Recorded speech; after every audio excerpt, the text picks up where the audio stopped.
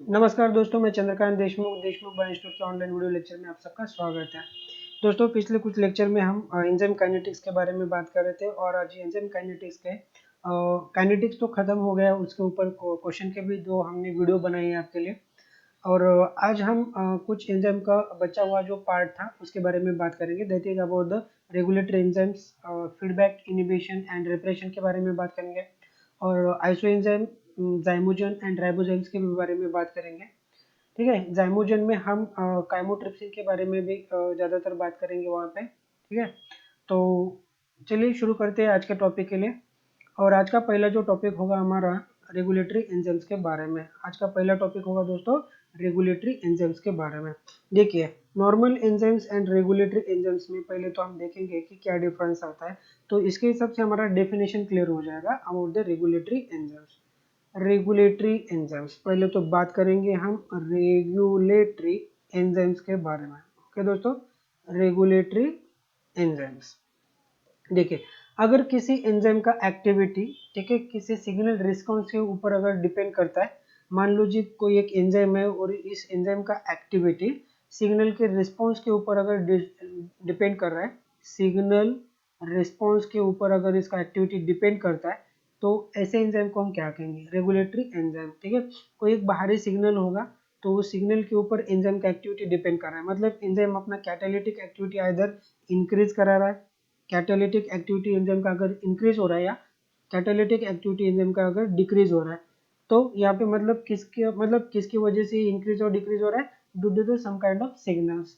सो ऐसे एंजाइम्स को हम क्या कहेंगे? ऐसे एंजाइम्स को हम क्या कहेंगे? रेगुलेटरी एंजाइम्स कहेंगे।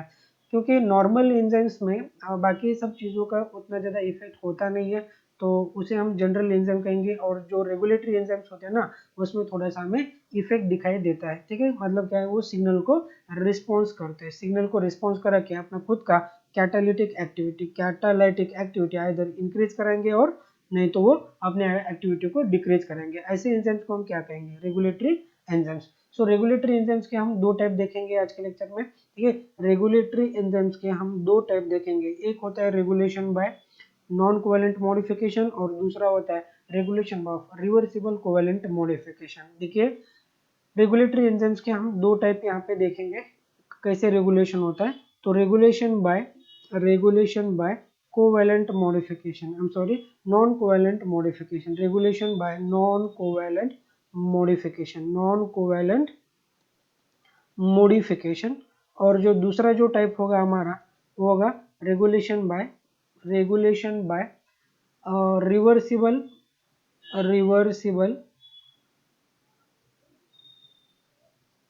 Reversible non covalent modification. Non I am sorry reversible covalent modification. ये दो टाइप हो गया हमारे पास, रिवर्सिबल कोवेलेंट मॉडिफिकेशन। आइए देखते हैं कि दोनों के बीच में क्या डिफरेंस होगा। देखिए, दो टाइप जो हमने यहाँ पे कह देते, पहला जो टाइप था हमारा नॉन कोवेलेंट मॉडिफिकेशन, और जो दूसरा टाइप है हमारे पास रिवर्सिबल कोवेलेंट मॉडिफिकेशन। देखिए, अगर नॉन कोवेलेंट मॉडिफिकेशन में क्या होता है कि मान लो किसी एंजाइम के साथ अगर कोई एक इफेक्टर या मॉड्यूलेटर, ठीक है, आके बाइंड करता है, तो उस मॉड्यूलेटर का इफेक्ट किसके ऊपर होगा? एंजाइम के एक्टिविटी के ऊपर होता है। मतलब क्या है कि मान लो कि एक एंजाइम है और ये हमारे पास कोई एक मॉड्यूलेटर है, कोई एक मॉड्यूलेटर है। अगर ये एंजाइम को अगर आके बाइंड करेगा, जिसको हम मॉड्यूलेटर कहें या इफेक्टर मॉलिक्यूल कहेंगे, ये किसे आके बाइंड करेगा? एंजाइम के ऊपर आकर बाइंड करता है। उसके बाद आइदर एंजाइम का कैटालिटिक एक्टिविटी आइदर इंक्रीज भी हो सकता है और डिक्रीज भी हो सकता है। So this is known as मतलब इन दोनों के बीच में जो बॉन्डिंग होती है, एंजाइम एंड मॉड्यूलेटर और इफेक्टर के बीच में जो बॉन्डिंग होती है ना, वो बॉन्डिंग होती है नॉन कोवेलेंट इंटरेक्शन। वो बॉन्डिंग कौन सी होगी? एक weak interaction, that is about the non covalent interaction. ये दोनों एक दूसरे के साथ जब बाइंड करेंगे तो कैटालिटिक एक्टिविटी क्या होगा एंजाइम का? कैटालिटिक एक्टिविटी एंजाइम का चेंज होना शुरू हो जाएगा। Catalytic activity of enzyme will be change. Catalytic activity of enzyme will change. So this is known as a regulatory enzyme का हम जो पहला टाइप बोल रहे हैं। ठीक है, तो यहाँ पे क्या होगा कि जो केमिकल आके बाइंड कर रहा है एंजाइम के ऊपर, that chemical is known as a effector और मॉड्यूलेटर, जिसे मतलब उसी केमिकल को हम क्या कह रहे हैं, आइदर हम उसे इफेक्टर कहेंगे या उसे हम क्या कहेंगे दोस्तों, मॉड्यूलेटर कहेंगे। This is known as the modulator और the effector which bind with the enzyme.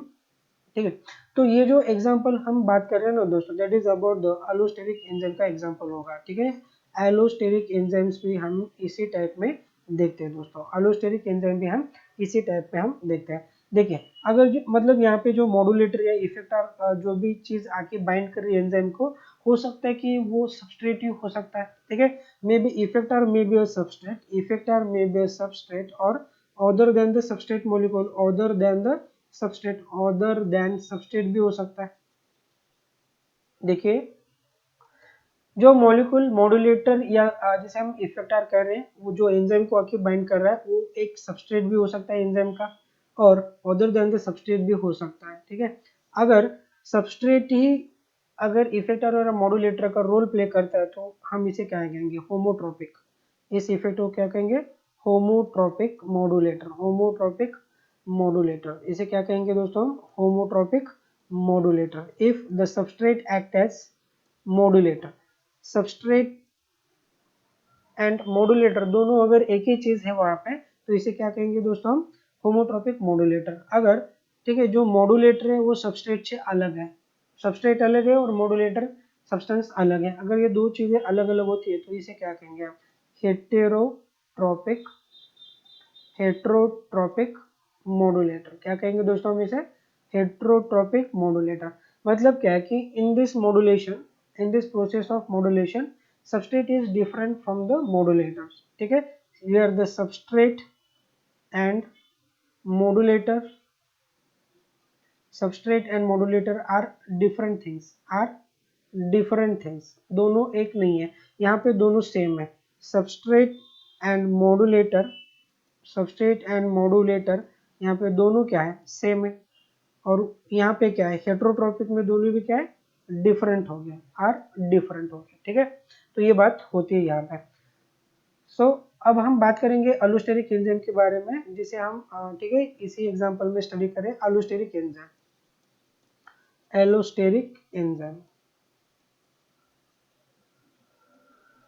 So allosteric enzymes are the regulatory enzymes. Allosteric enzymes are the type of regulatory enzymes। ठीक है, allosteric enzyme की कुछ property होती है। पहले जो property हम बात कर रहे हैं, ठीक है, कि allosteric enzyme having the multiple subunit, मतलब क्या है कि ओलिगोमेरिक नेचर के होते हैं। ये कौन से नेचर के होंगे, ओलिगोमेरिक नेचर के होंगे, ओलिगोमेरिक नेचर। मतलब क्या है कि इस एंजाइम के अंदर जो नंबर ऑफ सब यूनिट होते हैं ना, वो थोड़े से ज्यादा होंगे, एक या दो प्रोटीन या सब यूनिट नहीं होते, दो से या ज्यादा होते हैं। So it is known as oligomeric nature का कहते हैं। Allosteric enzymes are in oligomeric nature, having multiple subunit, having multiple subunits. इसमें क्या होंगे, मल्टीपल सब यूनिट्स होते हैं, किसमें, एलोस्टेरिक एंजाइम के अंदर। एलोस्टेरिक एंजाइम का दूसरा प्रॉपर्टी यह है कि allosteric enzyme do not follow the Michaelis Menten kinetics, reaction kinetics को ये फॉलो नहीं करेंगे। ठीक है, तो यहाँ पे लिखेंगे हम do not follow Michaelis Menten kinetics, it do not follow Michaelis Menten kinetics, ये माइकलिस मेंटन काइनेटिक्स को फॉलो नहीं करते। तीसरी बात ये हो सकती है यहाँ पे कि इनका जो कर्व आता है, तो सिग्मोइडल कर्व शो करते हैं। कौन सा कर्व शो करते हैं, सिग्मोइडल कर्व इनके मतलब रिएक्शन में दिखाई देता है। सिग्मोइडल कर्व, बाइंडिंग का जो कर्व होता है ना, वो सिग्मोइडल कर्व हमें दिखाई देता है। और ये एंजाइम, ठीक है, चौथी प्रॉपर्टी है कि कोऑपरेटिविटी शो करते हैं, कोऑपरेटिविटी, इसके बारे में आगे बात करेंगे। कोऑपरेटिविटी जो दो टाइप की हो सकती है, पॉजिटिव एंड नेगेटिव कोऑपरेटिविटी, दोनों भी टाइप का कोऑपरेटिव मतलब कोऑपरेटिविटी हो सकता है। ठीक है, so these are the some properties of allosteric enzyme, that means allosteric enzymes are oligomeric in nature, मतलब क्या है कि वहाँ पे मल्टीपल सब यूनिट होते हैं प्रोटीन के। ठीक है, तो दूसरी बात ये है कि this do not follow the Michaelis Menten kinetics में फॉलो नहीं करेंगे, ये दूसरी बात।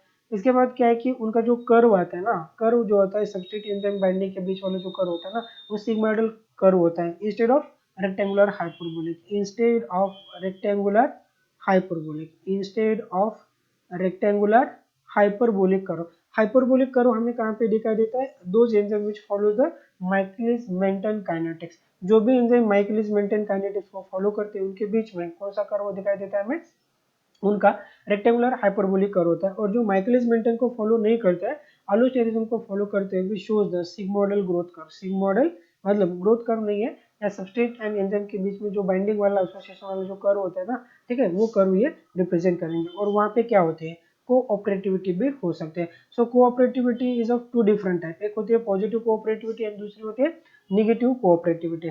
अब जब हम बात कर रहे हैं अलोस्टेरिक एंजाइम के बारे में, तो एक दो चीजें और भी हो सकते हैं। अलोस्टेरिक एंजाइम में जो मल्टीपल सब यूनिट होते हैं ना, कुछ सब यूनिट एक काम करते हैं कैटालिटिक का काम करेंगे, और दूसरा किसका चीज का काम करेंगे, रेगुलेटरी सब यूनिट्स होते हैं। तो इसके अंदर दो सब यूनिट्स हमें देखने को मिलेंगे, एक होते हैं रेगुलेटरी सब यूनिट्स और दूसरे होते हैं कैटालिटिक सब यूनिट। कौन से होते हैं, कैटालाइटिक सब यूनिट्स, कैटालिटिक सब यूनिट। एक होंगे रेगुलेटरी सब यूनिट, तो दूसरे होते हैं कैटालिटिक सब यूनिट। मतलब क्या है कि जब हम एंजाइम का स्ट्रक्चर बनाए, मान लो कि एक एंजाइम का स्ट्रक्चर है, एलोस्टेरिक एंजाइम का स्ट्रक्चर, और इस एलोस्टेरिक एंजाइम के स्ट्रक्चर में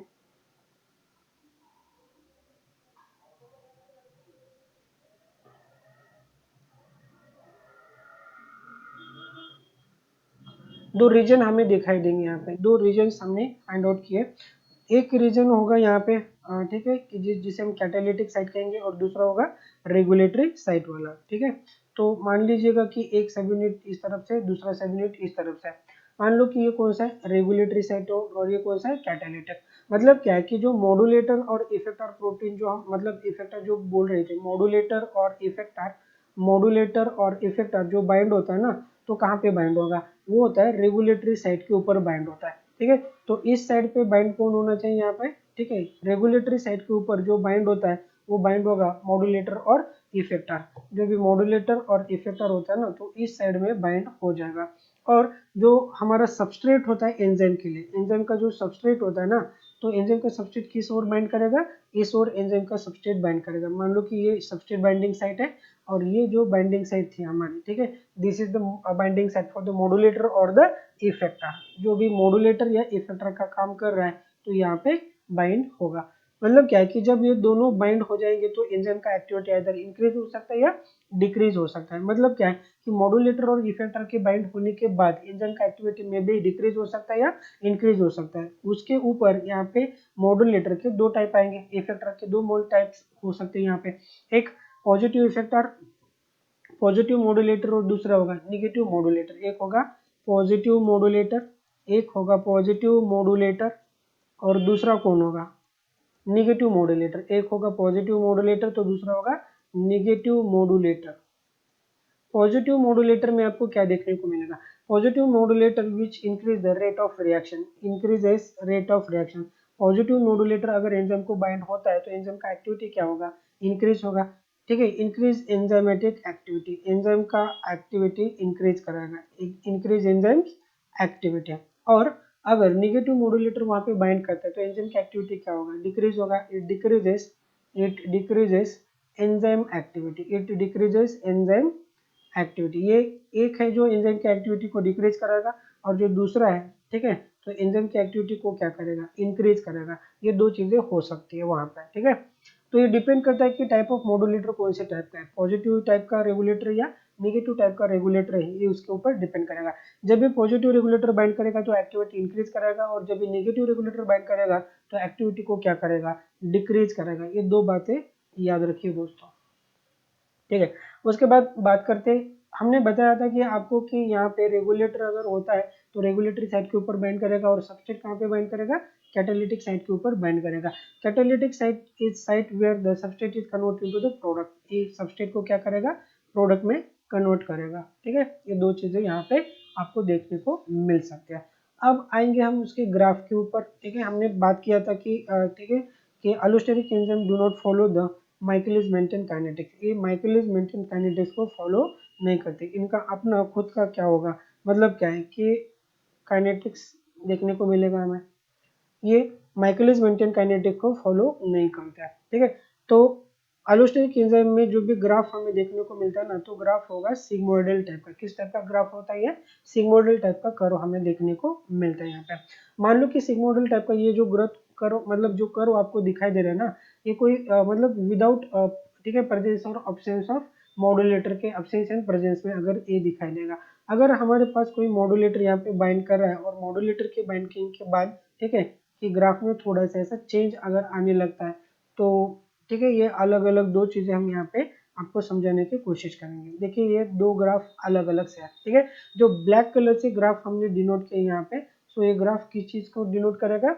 विदाउट मॉड्यूलेटर को डिनोट करेगा, विदाउट मॉड्यूलेटर, विदाउट इफेक्टर और मॉड्यूलेटर, विदाउट इफेक्टर और मॉड्यूलेटर, ठीक है। तो ये क्या होगा? In presence of, in presence of effector और मॉड्यूलेटर, ये भी in presence of effector, in presence of effector और मॉड्यूलेटर, इन दोनों के बीच वाला ग्राफ हमें देखने को मिलता है। अब हम बात करेंगे कि यहाँ पे क्या लेंगे आप, ठीक है, सबस्ट्रेट का कॉन्सेंट्रेशन ले ही सकते हैं, और यहाँ पे क्या लेंगे? रेट ऑफ एक्टिविटी को ले सकते हैं, सैचुरेशन को भी ले सकते हो, परसेंट ऑफ सैचुरेशन को भी यहाँ पे ले सकते हो, परसेंट ऑफ सैचुरेशन। और यहाँ पे क्या लेंगे हम? कॉन्सेंट्रेशन। यहाँ पे क्या लेंगे? कॉन्सेंट्रेशन ऑफ सबस्ट्रेट इस एक्स एक्सिस के ऊपर। और यहाँ पे क्या ले सकते हैं हम? परसेंट ऑफ सैचुरेशन का। तो इसका मतलब क्या है कि जब ग्राफ राइट साइड में शिफ्ट होता है, ग्राफ जब राइट साइड में शिफ्ट होता है, तो यहाँ पे क्या हो रहा है कि एक्टिविटी क्या हो रही है? डिक्रीज हो रही है। एंजाइम का एक्टिविटी क्या हो रहा है? डिक्रीज हो रहा है। तो यहाँ पे हम जो ये ब्लू कलर का लाइन जो आपको दिखा रहे थे graph line, this is due to the negative modulator. ये क्यों हो रहा है? यहाँ पे नेगेटिव मॉड्यूलेटर अगर एंजाइम के साथ बाइंड होता है तो एंजाइम का नॉर्मल एक्टिविटी भी क्या होगा? वहाँ पे डिक्रीज होगा। So this graph represent the negative modulator, negative modulator को ये रिप्रेजेंट करेगा, नेगेटिव मॉड्यूलेटर को ये रिप्रेजेंट करेगा। और जब ग्राफ सेट हमें पता है कि पीछे के साइड में जाएगा, नॉर्मल ग्राफ का जो अगर पीछे के साइड में जाता है तो यहाँ पे क्या दिखाई देगा हमें, ठीक है। सो एक्टिविटी क्या हो रहा है? एंजाइम का एक्टिविटी मॉड्यूलेटर के बाइंड होने से इंक्रीज हो रहा है। अगर एक्टिविटी इंक्रीज होता है तो ग्राफ साइड क्या हो, मतलब ग्राफ पीछे की ओर या लेफ्ट साइड में शिफ्ट होता है, ठीक है। सो ऐसे मॉड्यूलेटर को क्या कहेंगे? जो एंजाइम का एक्टिविटी इंक्रीज कराता है। So this kind of modulator are known as a positive modulator. ऐसे मॉड्यूलेटर को हम क्या कहेंगे? Positive modulator. ऐसे मॉड्यूलेटर को क्या कहेंगे हम? पॉजिटिव मॉड्यूलेटर्स कहेंगे। और such type of modulators are known as a negative modulators, जो एंजाइम का एक्टिविटी क्या कराएगा? डिक्रीज कराएगा। तो ये दो बातें यहाँ पे आपको देखने को मिलेंगी। एंड ठीक है, सिग्मोइडल कर्व जो होता है ना, सिग्मोइडल कर्व कोऑपरेटिविटी को भी रिप्रेजेंट करता है। कोऑपरेटिविटी का मतलब क्या होता है कि अगर एक सबस्ट्रेट एक एंजाइम को अगर बाइंड कर रहे हैं, ठीक है, तो उससे कम समय में अगला वाला सबस्ट्रेट क्या करता है? एंजाइम के साथ बाइंड करता है, ठीक है। तो ये आपको देखने को मिलेगा। और सिग्मोइडल कर्व का और एक भी एक एग्जांपल आप पढ़ सकते हो, ऑक्सीजन एंड हीमोग्लोबिन के बीच में वाला जो बाइंडिंग होता है, ऑक्सीजन एंड हीमोग्लोबिन के बीच वाला जो बाइंडिंग होता है ना, वो भी हमें किस तरह, मतलब किस तरह से देखने को मिलता है, ठीक है। सिग्मोइडल कर्व या कोऑपरेटिविटी शो करता है, कोऑपरेटिविटी ये शो करता है, कोऑपरेटिविटी शो करता है। तो इसका मतलब क्या है कि ये कौन सा ग्राफ ग्रोथ कर्व शो करेगा? सिग्मोइडल ग्रोथ कर्व को ये रिप्रेजेंट करेगा। सो दोस्तों ये हो गया बात किसका, किसके बारे में? Allosteric enzyme, that is about the, हम बात कर रहे थे एंजाइमेटिक, ठीक है, modification bye non covalent interaction. अगर कोई चीज नॉन कोवेलेंटली एंजाइम के साथ बाइंड करते हैं तो किस तरह पे, मतलब किस तरह से वहां पे चेंज आ सकता है, इसके बारे में हमने बात किया है, ठीक है। सो that is about the allosteric enzymes. दोस्तों अब बात करेंगे हम किसके बारे में? रिवर्सिबल कोवेलेंट मॉडिफिकेशन के बारे में बात करेंगे। रिवर्सिबल कोवेलेंट मॉडिफिकेशन, इसमें क्या होता है कि मान लो कि एक कोई एंजाइम है हमारे पास, अगर इस एंजाइम के ऊपर अगर कोई केमिकल मॉडिफिकेशन होता है, कौन सा मॉडिफिकेशन? केमिकल मॉडिफिकेशन, वो भी किस टाइप का? Reversible, reversible covalent modification, chemical modification, that is about the reversible. मतलब क्या है कि ऐसे मॉडिफिकेशन में क्या होता है कि एंजाइम के ऊपर, एंजाइम तो प्रोटीन है हमारा, ठीक है, एंजाइम के ऊपर अगर कोई केमिकल ग्रुप हम ऐड कर देते हैं, मान लो कि जैसे मिथिल ग्रुप को ऐड कर देना, so that is known as a methylation, that is known as a methylation. जैसे कि फॉस्फेट को अगर हम ऐड करते हैं तो that is known as a phosphorylation, methylation. और ये क्या होगा? फॉस्फोराइलेशन, फॉस्फोराइलेशन, ठीक है। अगर हम एडीपी राइबोज को भी यहाँ पे ऐड कर सकते हैं तो it is known as ADP ribosylation, ADP ribosylation. So ADP ribosylation, ऐसे कुछ चीजें हम यहाँ पे क्या कर सकते हैं, एंजाइम के ऊपर ऐड कर सकते हैं। और भी कुछ चीजें, that is known as adenylation process, adenylation. So these are the chemical covalent modification which are reversible in nature, जिसको अगर हम एंजाइम के ऊपर ऐड करते हैं ना तो एंजाइम के एक्टिविटी में क्या आएगा, एक्टिविटी में चेंज आएगा। एंजाइम एक्टिविटी वहां पे क्या होगी, एंजाइम एक्टिविटी वहां पे चेंज हो सकती है। एंजाइम का एक्टिविटी क्या होगा दोस्तों, चेंज हो जाएगा। अगर एंजाइम का एक्टिविटी चेंज होता है ऐसे मॉडिफिकेशन के, such enzymes are known as a regulatory enzymes. तो ऐसे एंजाइम को हम क्या कहते हैं दोस्तों, रेगुलेटरी एंजाइम्स कहते हैं। So this is the example of regulatory reversible covalent modification where the addition of methyl group, phosphate group, ADP ribose group, adenylation group, इन सब ग्रुप को हम क्या कर सकते हैं, एंजाइम के ऊपर ऐड कर सकते हैं। ये ग्रुप ऐड होने के बाद एंजाइम के एक्टिविटी में क्या होगा, चेंजेस आएगा। सो अगर ऐसे केमिकल मॉडिफिकेशन के बाद एंजाइम के ऊपर अगर चेंजेस आते हैं, such enzymes are known as a regulatory enzymes. ऐसे एंजाइम को ही क्या कहेंगे हम दोस्तों, रेगुलेटरी एंजाइम्स। देखिए रेगुलेटरी एंजाइम्स के कुछ एग्जांपल हम यहाँ पे पढ़ेंगे। पहला जो एग्जांपल हमें देखने को मिलता है that is the glycogen phosphorylase enzyme, that is about the glycogen phosphorylase enzyme. Enzyme का एक एग्जांपल हम पढ़ेंगे यहाँ पे, ग्लाइकोजन फॉस्फोराइलेज एंजाइम। देखिए दोस्तों, glycogen phosphorylase is an enzyme which involved in breakdown of glycogen, breakdown of glycogen. ये enzyme किस चीज में इन्वॉल्व होता है, ग्लाइकोजन के ब्रेकडाउन में इन्वॉल्व होता है। So the breakdown of glycogen is the process known as glycogenolysis. This process is known as a glycogenolysis. ठीक है, ये जो एंजाइम है जो किस प्रोसेस में इन्वॉल्व होगा, ग्लाइकोजिनोलाइसिस प्रोसेस में इन्वॉल्व होगा। अगर इस एंजाइम को, ठीक है, देखिए ग्लाइकोजन फॉस्फोराइलेज जो एंजाइम है ना, उसके दो फॉर्म हमें देखने को मिलेंगे। इसके दो फॉर्म हमको देखने को मिलेंगे। एक फॉर्म जो होगा उस एंजाइम का वेरी एक्टिव फॉर्म होगा, और दूसरा जो फॉर्म होगा तो लेस एक्टिव फॉर्म हमें देखने को मिलेगा। मान लो कि ये कोई एंजाइम का ए फॉर्म है ग्लाइकोजन फॉस्फोराइलेज का, और ये कोई बी फॉर्म है। जो ए फॉर्म होता है ना तो बहुत ज्यादा एक्टिव फॉर्म हमें देखने को मिलता है। A form of enzyme is active form of enzyme, और जो बी फॉर्म होता है ना ये क्या होता है, लेस एक्टिव होता है, मतलब वो ज्यादा काम नहीं करेगा, एक्टिवली ज्यादा काम नहीं करेगा। ऐसे दो एंजाइम के फॉर्म, मतलब एक ही एंजाइम के दो अलग अलग फॉर्म है। ठीक है, अब आप पूछोगे कि एक ही एंजाइम के दो अलग अलग फॉर्म क्यों बने यहाँ पे। ठीक है, और ये दो फॉर्म है ना दोस्तों, ये इंटरकन्वर्टेबल फॉर्म भी हो सकते हैं। मतलब क्या है कि active form will convert into the less active form, and less active form will convert into the more active form. More active form में कन्वर्ट हो सकता है। बस इन दो, ठीक है, दोनों में एक दूसरों को कन्वर्ट होने की जो क्षमता होती है ना, वो क्षमता आती है केमिकल मॉडिफिकेशन से। मतलब ये इंटर कन्वर्टेबल जो फॉर्म होते हैं ना, टोटली डिपेंड अपॉन द, ठीक है, ठीक है, रिवर्सिबल कोवेलेंट मॉडिफिकेशन के ऊपर ये डिपेंड करते हैं। मतलब क्या है, अगर हम, ठीक है, लेस एक्टिव फॉर्म के ऊपर अगर फॉस्फोराइलेशन करते हैं तो ये फॉर्म क्या हो जाएगा, ठीक है, ए फॉर्म बनेगा वहां पे, जिसके ऊपर कौन सा ग्रुप होगा, फॉस्फेट।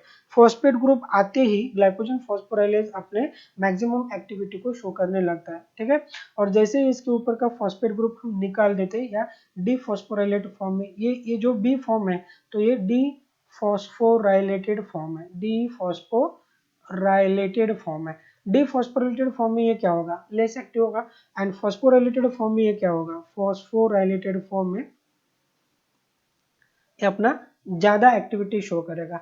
तो ये होता है कोवेलेंट मॉडिफिकेशन का मतलब इफेक्ट। एंजाइम के ऊपर जो इफेक्ट आपको देखने को मिलेगा तो ये होगा एंजाइम के ऊपर वाला effect. So such enzymes are known as regulatory enzyme. तो ऐसे एंजाइम को हम क्या कहते हैं दोस्तों, रेगुलेटरी एंजाइम, जिसके ऊपर कोवेलेंट मॉडिफिकेशन का मतलब क्या है कि इफेक्ट हो सकता है। So this are the signals, इसे हम क्या कहेंगे, सिग्नल, जिसको कौन रिस्पॉन्स कर रहा है, एंजाइम रिस्पॉन्स कर रहा है। मतलब क्या है कि after this signal enzyme activity will increase और enzyme activity will be decrease भी हो सकते हैं।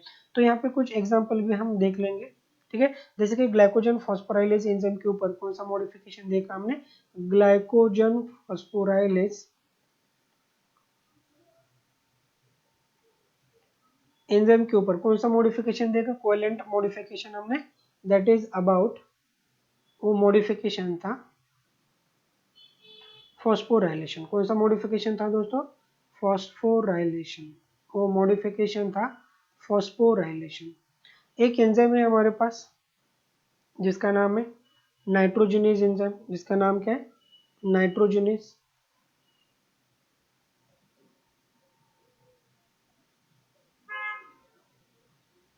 नाइट्रोजन फिक्सेशन में काम करेगा। उसके ऊपर भी कोवेलेंट मॉडिफिकेशन हो सकता है, that is about the ADP ribosylation, ADP राइबोजाइलेशन।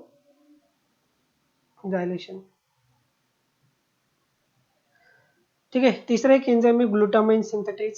तीसरा एक एंजाइम है हमारे पास जिसका नाम है glutamine synthetase, glutamine synthetase.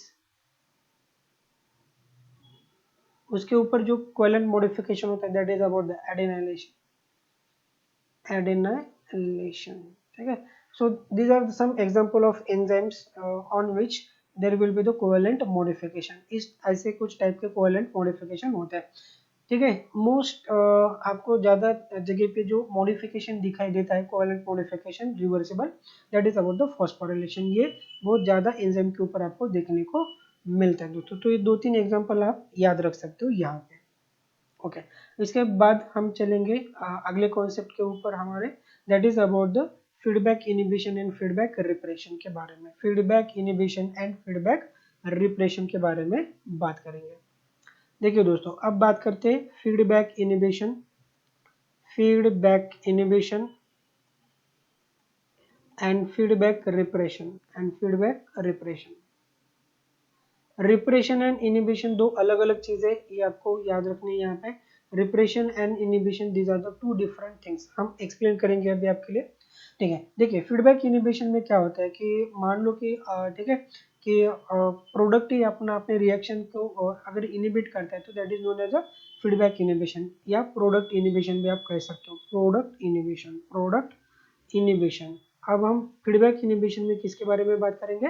Product inhibition के बारे में बात करते हैं। जैसे कि मान लो कि कोई एक रिएक्शन है, एक सबस्ट्रेट है दोस्तों, substrate A is converted into the product B. Substrate A product B में कन्वर्ट हो रहा है, और ठीक है प्रोडक्ट बी अगले एंजाइम के लिए सबस्ट्रेट के लिए काम करेगा और ये बनाएगा सी को, और सी बनाएगा किस फाइनल प्रोडक्ट को, डी को बनाएगा। तो मतलब क्या है कि इस रिएक्शन में एक एंजाइम यहाँ पे इन्वॉल्व हो गया, एक्स एंजाइम। इस एंजाइम को हम क्या कहेंगे? वाई एंजाइम, और इस एंजाइम को क्या कहेंगे हम? Z enzyme. So X enzyme का सबस्ट्रेट कौन है? ए है, एंड प्रोडक्ट कौन है? बी है। तो वाई एंजाइम के लिए सबस्ट्रेट कौन होगा? एक्स का प्रोडक्ट आएगा, एक्स का product that is the substrate for the enzyme. Next enzyme के लिए वो सबस्ट्रेट के लिए काम करेगा। जो वाई एंजाइम का प्रोडक्ट था सी, वो जेड एंजाइम के लिए क्या होगा? सबस्ट्रेट के काम करेगा। अगर इस सबस्ट्रेट का यहाँ पे ज्यादा एक्यूमुलेशन हो जाता है, मतलब इस प्रोडक्ट का यहाँ पे मान लो कि डी का ओवर एक्यूमुलेशन हो गया, यहाँ पे over accumulation of product D, तो ये प्रोडक्ट क्या करेगा? अपने एंजाइम को आगे जाके क्या करेगा? इनिबिट कराएगा। यहाँ पे इसी एंजाइम को क्या करेगा? वो इनिबिट कराएगा। So such kind of inhibition is known as a product inhibition. ठीक है, प्रोडक्ट इनिबिशन क्यों होता है यहाँ पे? प्रोडक्ट इनिबिशन होता है कि to control the amount of, ठीक है, प्रोडक्ट का अमाउंट सेल के अंदर कितना बनना चाहिए, तो इसको कंट्रोल करने के लिए जो इनिबिशन मैकेनिज्म होता है that is about the product inhibition, that is about the product inhibition. ठीक है, to control the amount of, to control the amount of final product, to control, हम यहाँ पे लिख सकते हैं to control the amount of final product, to control the amount of final product. तो यहाँ पे कौन सा मैकेनिज्म होता है दोस्तों? That is about the product inhibition, that is about the product inhibition. ठीक है, समझ में आ रहा है आपको? तो प्रोडक्ट इनिबिशन के बाद हम बात करेंगे यहाँ पे, ठीक है, कि लूप इनिबिशन क्या हो सकता है, और एक रिएक्शन है हमारे पास that is known as loop inhibition. उसके बाद हम रिप्रेशन के बारे में बात करेंगे। ओके, अभी बात कर लेते हैं, चलो इसी के साथ ही बात करेंगे। फीडबैक इनिबिशन या प्रोडक्ट इनिबिशन के बाद हम बात करेंगे, ठीक है, फीडबैक रिप्रेशन के बारे में। मतलब क्या है कि यहाँ पे प्रोडक्ट, मतलब क्या है कि प्रोडक्ट डायरेक्टली रिप्रेशन का रोल नहीं करेगा, वो क्या काम क्या करेगा? को रिप्रेसर का रोल करते हैं। मतलब मान लो कि किसी रिएक्शन में ए टू बी जा रहा है रिएक्शन, बी टू सी जा रहा है और सी टू डी जा रहा है, तो यहाँ पे जो फाइनल प्रोडक्ट आता है ना, ये फाइनल प्रोडक्ट इसके जैसा है, डायरेक्टली इनिबिटर के जैसा रोल नहीं प्ले करेगा, डायरेक्ट इनिबिटर के जैसा ये रोल नहीं प्ले करेगा। रिप्रेशन में क्या होगा कि प्रोडक्ट एक्ट एज अ को रिप्रेसर, प्रोडक्ट एक्ट एज को रिप्रेसर। ये डिफरेंस है इन दोनों के बीच में। प्रोडक्ट एक्ट एज अ को रिप्रेसर जब ऐसा काम करेगा तो इस मैकेनिज्म को हम क्या कहेंगे? Feedback inhibition. मतलब क्या है कि को रिप्रेसर मान लो कि डी किसी दूसरे के साथ बाइंड होगा, और ये दोनों मिलके जाके किसको बाइंड करेंगे, किसी एक्स को बाइंड करेगा और दोनों जाके किसको बाइंड करेंगे, अपनी एंजाइम को बाइंड करेंगे और एंजाइम को, ठीक है, एंजाइम के एक्टिविटी को डिक्रीज कराएंगे। So that is known as feedback repression.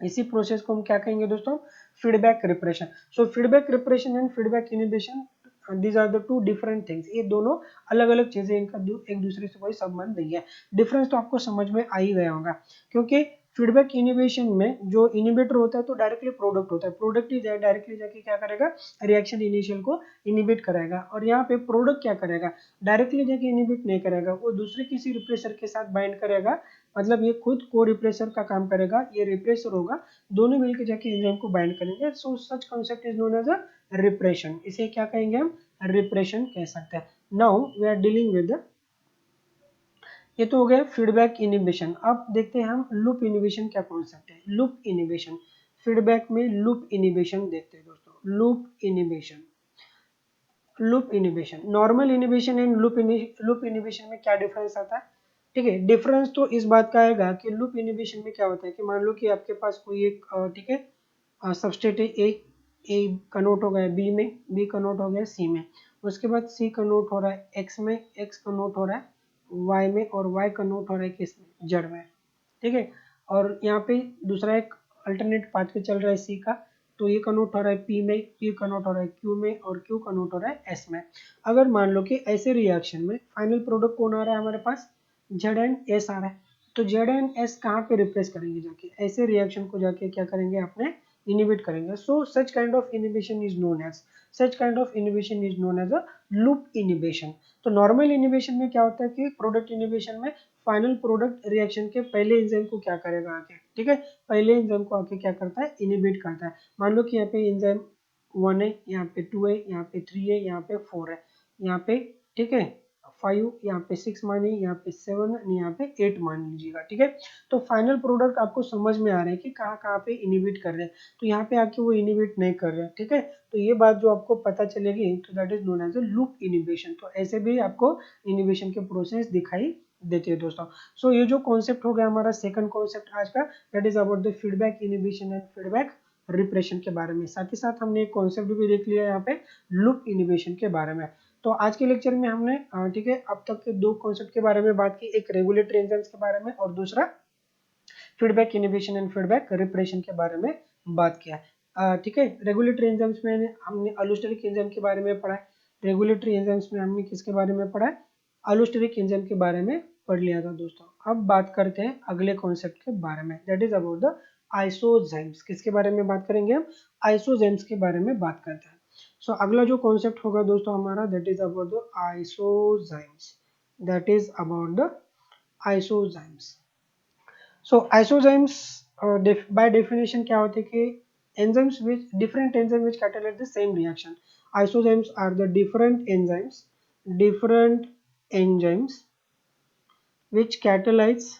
which catalyze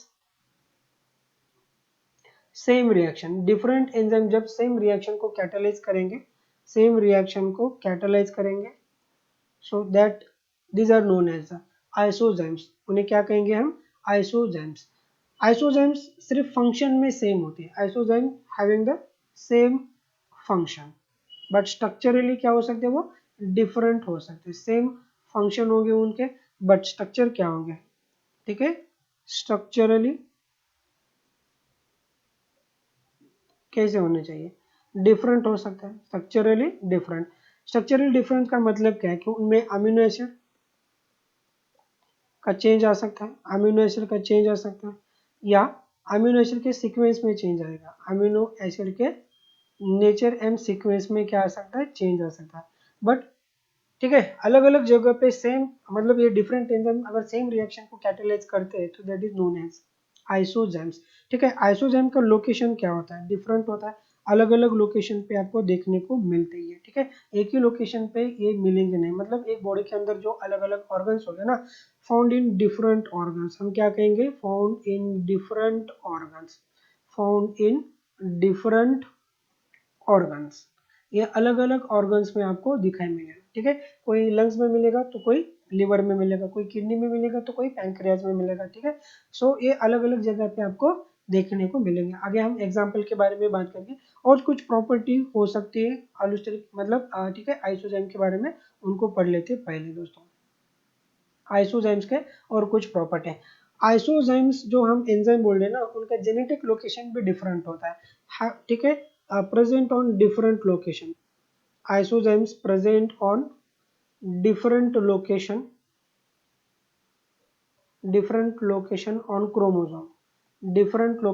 on chromosome के ऊपर अलग अलग लोकेशन पे आपको देखने को मिलेगा।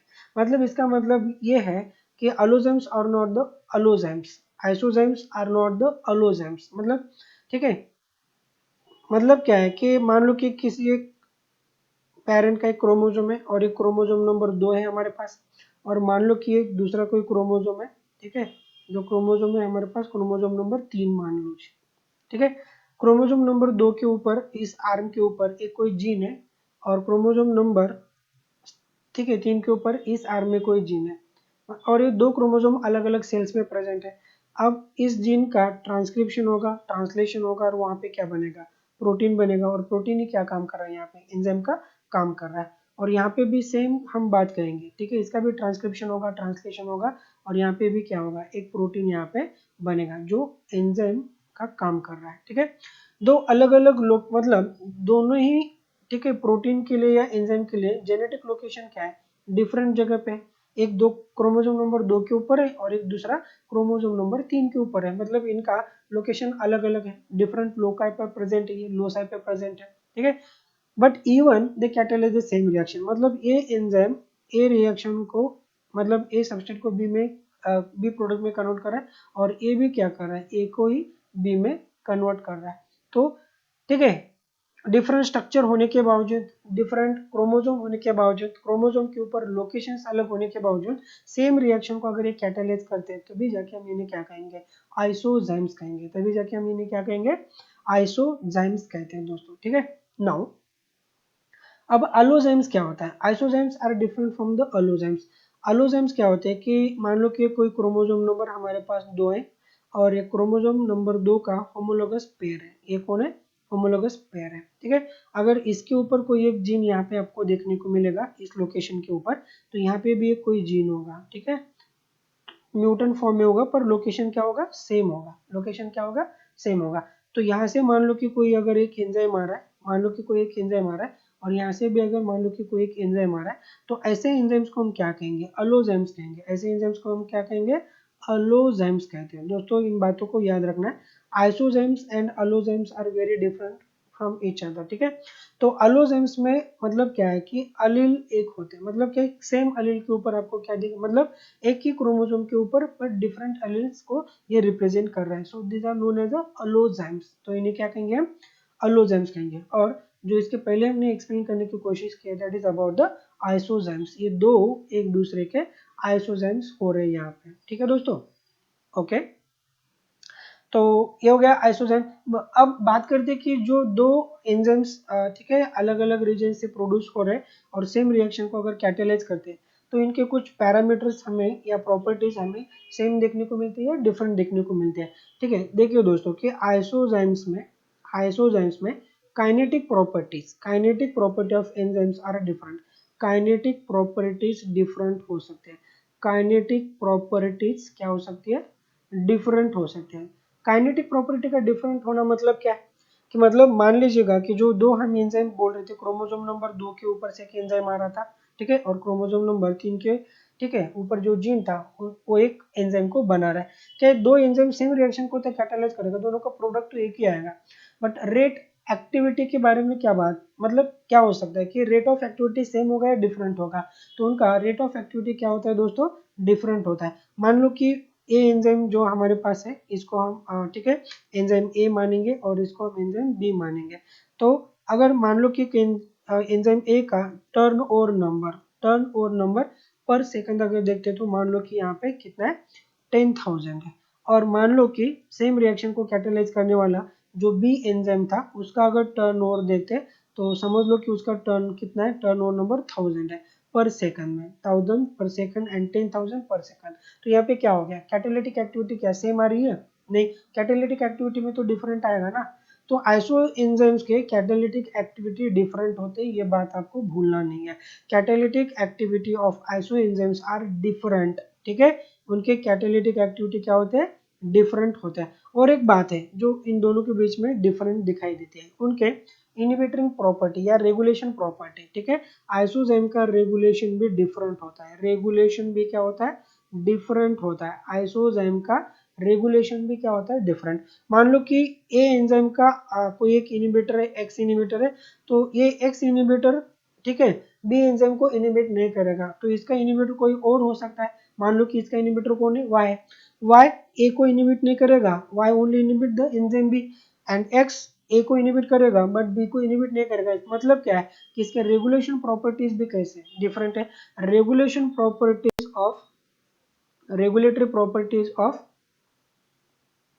Iso enzymes are different. Isoenzyme के रेगुलेटरी प्रॉपर्टी भी क्या होते हैं, डिफरेंट होते हैं। एक तो बात है कि काइनेटिक प्रॉपर्टी डिफरेंट होती है और रेगुलेटरी प्रॉपर्टी भी उनकी क्या होती है, डिफरेंट। तो सेम क्या होता है उसमें, सेम आता है प्रोडक्ट का फॉर्मेशन। आइसोजाइम्स कैन फॉर्म द, ठीक है, formation of same type of product, formation of same type of product, same type का प्रोडक्ट फॉर्म करते हैं। सेम टाइप का क्या प्रोडक्ट फॉर्म करेंगे दोस्तों, प्रोडक्ट का फॉर्मेशन करते हैं, यही उनमें सिमिलरिटी होती है। बाकी तो सबके सब क्या उनमें डिफरेंस ही आपको देखने को मिलेगा। सो दिस इज अबाउट द, ये पूरी की पूरी बात किसके बारे में हो रही है, आइसोजाइम्स के बारे में। फिर से एक बार देख लो, isoenzyme having the same function but different in structure, but different in structure, उनका स्ट्रक्चर क्या होता है, डिफरेंट आपको देखने को मिलता है। डिफरेंस कहाँ पे हो सकता है कि अमीनो एसिड के नेचर में हो सकता है या अमीनो एसिड के सीक्वेंस में भी डिफरेंस हो सकता है। और हमारे बॉडी के अंदर अलग अलग लोकेशन पे ये आइसोएंजाइम्स आपको देखने को मिलेंगे, ठीक है, मतलब सेम रिएक्शन अलग अलग,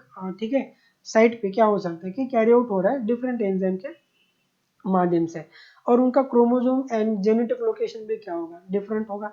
क्रोमोसोम भी डिफरेंट होते हैं या जेनेटिक लोकेशन भी उनका डिफरेंट होता है। इसलिए आइसोजाइम्स आर नॉट द अलोजाइम्स, क्योंकि अलोजाइम्स में आपको क्या देखने को मिलता है, ठीक है, जेनेटिक लोकेशन आपको कैसे देखने को मिलता है, सेम देखने को मिलता है। So these are known as allozymes, ठीक है, सेम अलील्स हमें देखने को मिलते हैं कि अगर, ठीक है, प्रोड्यूस कर रहे अलग अलग एंजाइम को, so that is known as allozymes. वो allo enzymes are different from the isozymes. Isozymes के कुछ प्रॉपर्टी जैसे कि काइनेटिक प्रॉपर्टी डिफरेंट होती है, ठीक है, आइसोजाइम्स की रेगुलेटरी प्रॉपर्टीज भी क्या होती है, डिफरेंट होती है। ये दो बात आपको भूलना नहीं है यहाँ पे, ठीक है। सो आइसोजाइम्स के कुछ एग्जांपल हम बात करेंगे ह्यूमन के अंदर, ठीक है। एक एग्जांपल हमें देखने को मिलेगा, that is about the lactate dehydrogenase enzyme, and दूसरा भी एक एग्जांपल है हमारे पास ग्लूकोकाइनेज के बारे में। तो पहले तो बात करेंगे हम ग्लूकोकाइनेज के बारे में। ग्लूकोकाइनेज के बारे में देखिए दोस्तों, ग्लूकोकाइनेज ना कहते हुए इसे हम क्या कहेंगे, हेक्सोकाइनेज कहेंगे। क्या कहेंगे दोस्तों, हेक्सोकाइनेज, ठीक है, एंजाइम को क्या कहेंगे हम, हेक्सोकाइनेज एंजाइम। अब एक्सोकाइनेज के हमारे पास कितने आइसोजाइम्स हैं, चार डिफरेंट टाइप के आइसोजाइम्स हमें देखने को मिलेंगे, जैसे कि type first, type second, type third and type four. उन्हें ही हम type A, type B, type C और टाइप डी कह सकते हैं, ठीक है, हेक्सोकाइनेज के अलग अलग। मतलब ये एंजाइम क्या करेगा कि जो हेक्सो शुगर होता है ना, उसके ऊपर फॉस्फोराइलेशन कराता है, उसके ऊपर क्या करेगा enzyme hexokinase add the phosphate on it substrate. उसका सबस्ट्रेट कौन होगा, उसका जो सबस्ट्रेट होता है ना, उसका जो सबस्ट्रेट होता है दैट इज अबाउट द, ऐसे एंजाइम का जो सबस्ट्रेट होता है तो हेक्सो शुगर होता है, कौन होगा, हेक्सो शुगर होता है। तो इसीलिए हम इसे क्या कहते हैं, हेक्सोकाइनेज कहते हैं, ठीक है। हेक्सो शुगर एक मोनोमेरिक शुगर है which having the 6 carbon atom. कितने कार्बन के आइटम आपको देखने को मिलेंगे उसमें, 6 कार्बन आइटम, ठीक है। तो उसके ऊपर क्या करेगा ये हेक्सोज के ऊपर ये एंजाइम क्या करेगा, फॉस्फोराइलेशन कराता है। क्या कराता है, फॉस्फोराइलेशन, फॉस्फोराइलेशन, ठीक है। सो हेक्सोकाइनेज के डिफरेंट चार आइसो एंजाइम के फॉर्म हमें देखने को मिलते हैं, जैसे कि A B C and D. D को ही हम क्या कहेंगे, हेक्सोकाइनेज टाइप 4 कहते हैं, ठीक है। हेक्सोकाइनेज टाइप 4 को ही हम ग्लूकोकाइनेज कह सकते हैं। ये किसको क्या कहेंगे हम, ग्लूकोकाइनेज, क्योंकि ये स्पेसिफिकली किसको बाइंड करेगा, ग्लूकोज को बाइंड करता है। सो इसीलिए हम इसका नाम क्या देंगे, ग्लूकोकाइनेज। हेक्सोकाइनेज में, ठीक है, टाइप 4 जो होता है ना हमारे पास, टाइप 4 या डी मान लीजिएगा, that is known as a glucokinase, क्योंकि ये सिर्फ ग्लूकोज हेक्सो शुगर को ये बाइंड करेगा, बाकी के हेक्सो शुगर को बाइंड नहीं करता है। इसका मतलब क्या है कि बाकी के जो आइसो एंजाइम्स हैं ये किसी भी हेक्सो शुगर को बाइंड कर सकते हैं, ये किसी भी हेक्सो शुगर को बाइंड करेंगे, एनी हेक्सो शुगर को ये बाइंड करेंगे, एनी हेक्सो शुगर को ये क्या कर सकते हैं, बाइंड करा सकते हैं, ठीक है, और उसके ऊपर फॉस्फोराइलेशन भी करा सकते हैं। ये बात आपको समझ में आनी चाहिए। यहाँ पे और एक डिफरेंस है दोस्तों कि हेक्सोकाइनेज के अंदर A B C these are known as, इन्हीं एंजाइम को हम लो केएम हेक्सोकाइनेज भी कहते हैं, low KM hexokinase, low KM hexokinase भी कहते हैं। लो केएम हेक्सोकाइनेज का मतलब क्या आ रहा है यहाँ पे, उनका केम वैल्यू कैसे होता है, कम होता है, और जिनका केम वैल्यू कम होता है उनका एफिनिटी क्या होता है, टुवर्ड सबस्ट्रेट ज्यादा होता है, मतलब इन्हें ही हम क्या कह सकते हैं, हाई एफिनिटी, हम इन्हें क्या कहेंगे, high affinity hexokinase, high affinity hexokinase. और अगर हम इसके बारे में बात करते हैं, ग्लूकोकाइनेज के बारे में अगर बात करते हैं तो इसे हाई केएम हेक्सोकाइनेज कह सकते हैं, ठीक है, हाई केएम हेक्सोकाइनेज। तो इसका मतलब क्या है कि इसका एफिनिटी क्या होगा, लो होगा, इसका एफिनिटी क्या होगा, लो होगा, ठीक है। अगर हम इनका केम वैल्यू अगर देखते हैं 1 2 3 का, तो ये आएगा 0 पॉइंट, ठीक है, 001 में कुछ, ठीक है, मिली मोल में आपको देखने को मिलेगा, शायद एग्जैक्टली वैल्यू पता नहीं चल रहा है, बट इसका केम वैल्यू जो होता है ना ग्लूकोकाइनेज का, ठीक है, 100 फोल्ड से ज्यादा होगा, इन तीनों से भी 100 फोल्ड से इसका केम वैल्यू क्या होगा, ठीक है, 100 फोल्ड से इसका ज्यादा होता है। जिसका केम वैल्यू ज्यादा उसका एफिनिटी क्या होगा, कम होता है, जिसका केम वैल्यू ज्यादा होगा उसका एफिनिटी क्या होता है, कम होगा, और जिसका नहीं नहीं एफिनिटी हाँ लो होगा, Km value high means low affinity यानी कम एफिनिटी, और जिसका केम वैल्यू कम होता है उसका एफिनिटी क्या होता है, ज्यादा। तो ये बात आपको याद रखनी है दोस्तों। तो आगे जाके और एक एंजाइम के बारे में बात करेंगे जिसका नाम है lactose dehydrogenase enzyme, lactose dehydrogenase enzyme जो पायरुवेट का कन्वर्जन किस चीज में करता है, लैक्टोज में करेगा। Lactose dehydrogenase enzyme which convert lactose into, lactose को आई एम सॉरी पायरुवेट को, विच कन्वर्ट पायरुवेट जो 3 कार्बन का कीटो एसिड होता है हमारे पास, पायरुवेट को किस चीज में कन्वर्ट कराएगा, ये पायरुवेट को ये कन्वर्ट कराएगा लैक्टेट में, किस चीज में कन्वर्ट कराएगा, लैक्टेट में। so that is known as lactose dehydrogenase enzyme, ठीक है। सो लैक्टोज डिहाइड्रोजन एंजाइम, ठीक है, multi subunit containing enzyme है, multi subunit containing enzyme है, मतलब जिसके अंदर कितने सब यूनिट होते हैं, 4 सब यूनिट होते हैं, 4 सब यूनिट होते हैं, 4 सब यूनिट, ठीक है। ये 4 जो सब यूनिट होते हैं ना सेम टाइप के भी हो सकते हैं या डिफरेंट टाइप के भी हो सकते हैं, सेम टाइप के भी हो सकते हैं या डिफरेंट टाइप के भी ये सब यूनिट हो सकते हैं। मतलब क्या है, ये होमोमेरिक एज वेल एज हेट्रोमेरिक फॉर्म में भी हो सकता है, होमोमेरिक या ये हेट्रोमेरिक फॉर्म में भी हो सकता है, हेटेरोमेरिक फॉर्म में भी आपको देखने को मिलता है। सो होमोमेरिक में क्या होगा कि सभी की सब यूनिट एक दूसरे के जैसे होंगे, और ठीक है, इसमें क्या होता है कि कुछ सब यूनिट अलग अलग आपको दिखाई देते हैं। तो कुछ एग्जाम्पल के बारे में बात करते हैं, अब जाके कुछ लैक्टोज डिहाइड्रोजिनेज के कुछ एंजाइम के बारे में बात करेंगे। जैसे कि lactose dehydrogenase LDH type first होता है, एलडीएच टाइप सेकंड भी हमें देखने को मिलता है, एलडीएच टाइप थर्ड भी हमें देखने को मिलता है, एलडीएच टाइप 4 भी देखने को मिलता है, और एलडीएच टाइप 5 भी हमें देखने को मिलता है, ठीक है। जो एलडीएच फर्स्ट होता है ना, एलडीएच फर्स्ट जिसे हम H4 भी कह सकते हैं, मतलब पूरे के पूरे चारों ही सब यूनिट जो टेट्रामेरिक प्रोटीन है चारों ही सब यूनिट कैसे हैं, एक दूसरे के जैसे ही होते हैं, तो इसे क्या कहेंगे हम, LDH1 प्रोटीन, ठीक है। और यहाँ पे एक दूसरा भी फॉर्म होता है H3 एंड M फॉर्म, मतलब क्या है कि H3 1M, इसे हम क्या कहेंगे, LDH2 फॉर्म कहेंगे, ठीक है। तीसरा जो फॉर्म हमें देखने को मिलेगा 2 H होंगे और 2 M होंगे, तो H2M2 फॉर्म कहेंगे, जिसे ही हम क्या कहते हैं, लैक्टोज डिहाइड्रोजिनेज टाइप थर्ड। इसके अंदर एक H होगा एंड 3 क्या होंगे, M सब यूनिट बनते हैं, अलग सब यूनिट HM3 जिसका नाम क्या है LDH4, और जिसके अंदर पूरे के पूरे सब यूनिट कैसे हैं, एक दूसरे के जैसे हैं, चारों के चारों सब यूनिट, ठीक है, एक दूसरे के जैसे हैं, that nothing but the LDH5, that is nothing but the LDH5। सही बात है दोस्तों। तो देखिए, तो LDH5 होगा, LDH4 हो रहा है हमारे पास, LDH3 भी है, LDH2 भी है और LDH1। ये अलग अलग टिश्यू में या ऑर्गन में आपको दिखाई देने को मिलते हैं, ठीक है। This are found in different organs. तो इनके हम ऑर्गन्स फाइंड आउट कर लेते हैं दोस्तों कि किस ऑर्गन में ये हमें देखने को मिलते हैं। जैसे कि हम, ठीक है, अब एक बात यहाँ पे थोड़ा सा ध्यान देके आपको देखना होगा कि LDH1 इज अ होमोमेरिक, एक कंप्लीट कैसा है, होमोमेरिक प्रोटीन देखने को मिलेगा, मतलब एंजाइम देखने को मिलेगा आपको, आइसोजाइम। और ठीक है, ये वाला, क्योंकि इसमें चार ही सब यूनिट कैसे एक दूसरे के जैसे ही है, और इसमें भी this is a second example of homomeric LDH जो आइसो एंजाइम है यहाँ पे, ठीक है, जिसके चारों ही सब यूनिट कैसे एक दूसरे के जैसे ही आपको देखने को मिलते हैं। और बाकी के जो तीन बचे हैं ना, यहाँ पे सब के सब यूनिट एक दूसरे के जैसे नहीं है, क्योंकि यहाँ पे 2H है तो 3H है तो 1M है, यहाँ पे 2H है तो 2M है, यहाँ पे 1H और 3M है, तो ये इसमें क्या होगा, सो दीज आर द हेट्रोमेरिक, ठीक है। सो इन्हें क्या कहेंगे हम, हेटेरोमेरिक आइसोजाइम। और ये दो क्या होंगे, ये दो एक दो मतलब क्या होंगे, इन पांच में से दो होमोमेरिक होंगे, ये दो कैसे होंगे, होमोमेरिक हो सकते हैं, दिस आर द होमोमेरिक हम कहेंगे।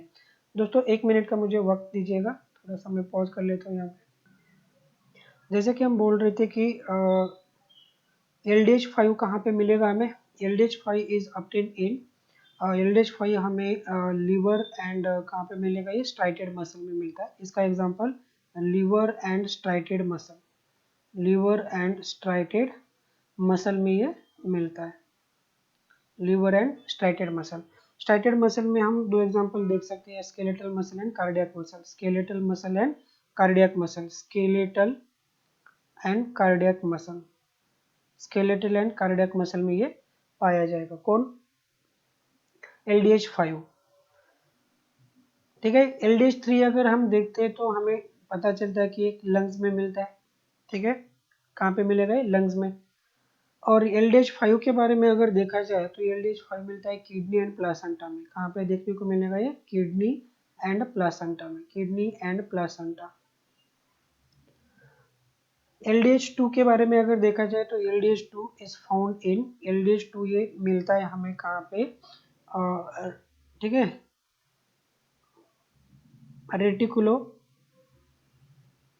एंडोथेलियल सिस्टम में, एंडोथेलियल सिस्टम में मिलेगा ये, मतलब ब्लड वेसल्स में, कहाँ पे, ब्लड वेसल्स में, उनके जो सेल्स होते हैं एंडोथेलियल सेल्स, वहाँ पे पाया जाएगा ये, ठीक है। और LDH1 कहाँ पे मिलेगा हमें, हार्ट एंड आरबीसी में, हार्ट एंड आरबीसी में। तो ये हो गए दोस्तों isoenzymes, these are the different types of isoenzymes जो LDH के बारे में हमने बात किया आज, LDH1, LDH2, LDH3, LDH4 and LDH5। हो सकता है कि मैच द पेयरिंग में ऐसा क्वेश्चन पूछा जा सकता है, तो आपको पेयरिंग याद रखना है, क्योंकि LDH1 कहाँ पे मिलेगा आपको, हार्ट एंड आरबीसी में मिलेगा, LDH2 कहाँ पे मिलता है, रेटिकुलर एंडोथेलियल सिस्टम में मिलेगा, मान लो कि ब्लड वेसल्स में वगैरह एंडोथेलियल सेल्स में। LDH3 कहाँ पे पाया जाता है, लंग्स में पाया जाता है, ये लंग्स के सेल्स में, ठीक है, जो पायरुवेट का कन्वर्जन मतलब लैक्टेट में कराता है। LDH4 कहाँ पे देखने को मिलता है हमें दोस्तों, किडनी के अंदर यानी प्लेसेंटा के अंदर देखने को मिलेगा, and LDH5 liver and striated muscle में आपको देखने को मिलता है। सो that is about the isoenzyme का सेकंड एग्जांपल जो हमने बात किया यहाँ पे। जो पहला एग्जांपल हम एक्सोकाइनेज के बारे में बात किए, और आप अभी हम बात किए किसके बारे में, लैक्टोज डिहाइड्रोजिनेज के बारे में। देखिए दोस्तों अगला जो टॉपिक होगा हमारा दैट इज अबाउट द ज़ाइमोजन। किसके बारे में बात करेंगे दोस्तों, ज़ाइमोजन के बारे में बात करेंगे, ज़ाइमोजन, ठीक है। So we are dealing with the zymogen. So zymogen क्या होते हैं कि zymogen these are the inactive form of enzymes, zymogens these are the inactive form of enzymes, inactive form of enzymes होते हैं जिन्हें हम क्या कहेंगे, ज़ाइमोजन कहेंगे। अगर इस इनएक्टिव फॉर्म या ज़ाइमोजन को एक्टिवेट कराना है तो क्या करना पड़ेगा वहाँ पे, प्रोटियोलाइटिक क्लीवेज कराना होता है, प्रोटियोलाइटिक क्लीवेज कराना होता है।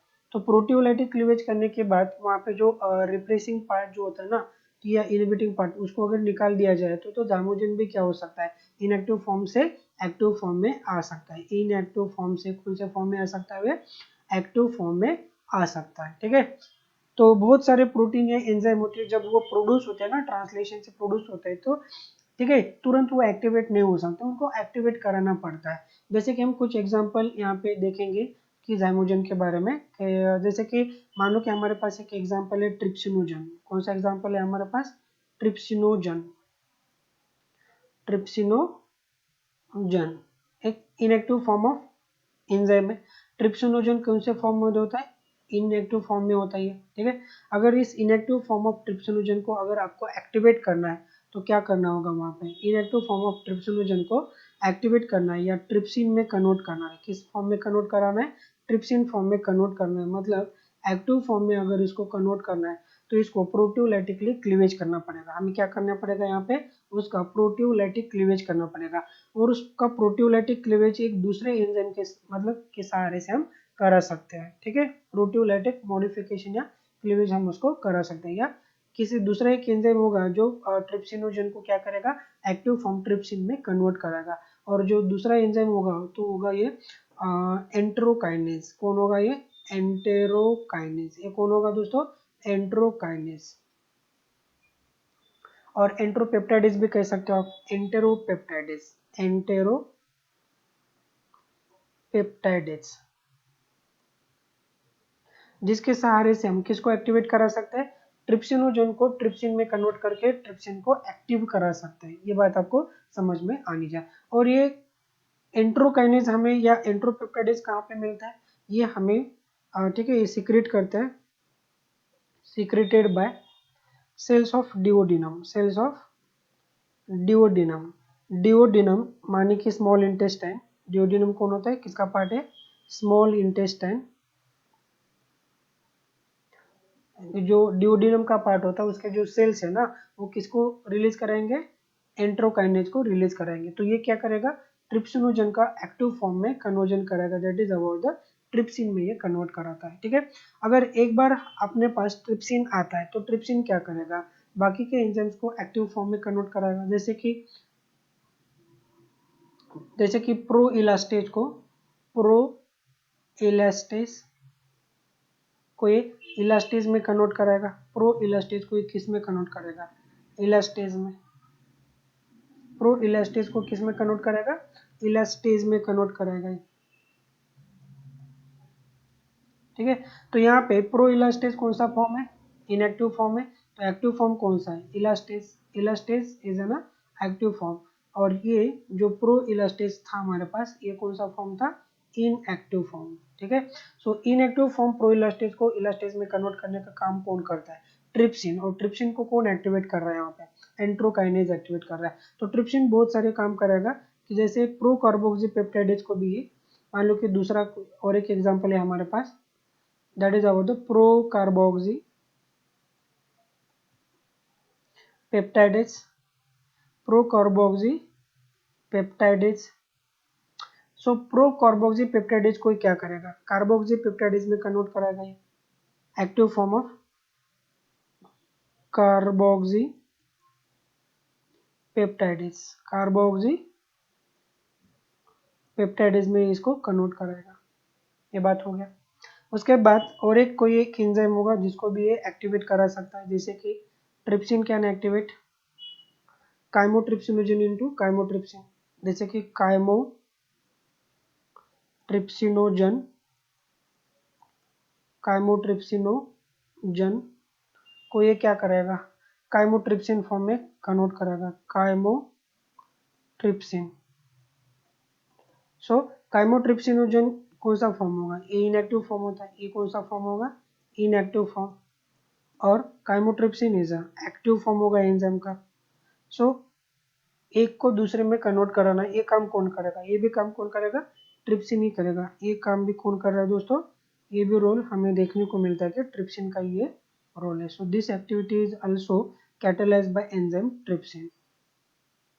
मतलब एक बार किसका एक्टिवेशन हो जाए तो वो बाकी के एंजाइम को भी क्या करा सकता है, एक्टिवेट करा सकता है। और जैसे कि यहाँ पे भी आपको देखने को मिलेगा this activity also perform by trypsin, and ये एक्टिविटी भी कौन परफॉर्म करेगा, ट्रिप्सिन ही परफॉर्म करेगा। और ट्रिप्सिन का एक्टिवेशन कौन करेगा, एंटेरोकाइनेस को, कहाँ पे, डुओडेनम के अंदर। ये जो सब एंजाइम है डाइजेस्टिव सिस्टम के एंजाइम कहाँ पे एक्टिवेट हो रहे, स्मॉल इंटेस्टाइन के अंदर ये एक्टिवेट होना शुरू हो गए। ठीक है, so inactive form that is known as zymogen, और जाइमोजन को एक्टिव फॉर्म में क्या कर दिया जाता है, कन्वर्ट कर दिया जाता है। जैसे कि मान लो कि दोस्तों एक एग्जांपल अभी पढ़ लेंगे हम।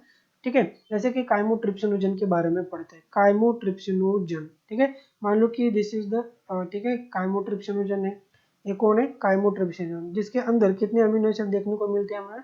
मान लो कि पहला अमीनो एसिड है और फाइनल वाला जो अमीनो एसिड होगा 245 अमीनो एसिड उसके अंदर दिखाई दे रहा है। सो काइमोट्रिप्सिन का ये मतलब कौन सा इनएक्टिव फॉर्म होगा, chymotrypsinogen. So chymotrypsinogen is the inactive form of enzyme. कौन सा फॉर्म है, इनएक्टिव फॉर्म ऑफ एंजाइम। अगर इसको, ठीक है, एक्टिवेट कराना है तो हमें इसको कन्वर्ट कराना पड़ेगा किस में, इसको कन्वर्ट करना पड़ेगा, ठीक है, कि पाई काइमोट्रिप्सिन में। किस में कन्वर्ट कराना पड़ेगा इसको, पहले पाई काइमोट्रिप्सिन। अब ये जो फॉर्म आ रहा है हमारे पास that is about the pi chymotrypsin.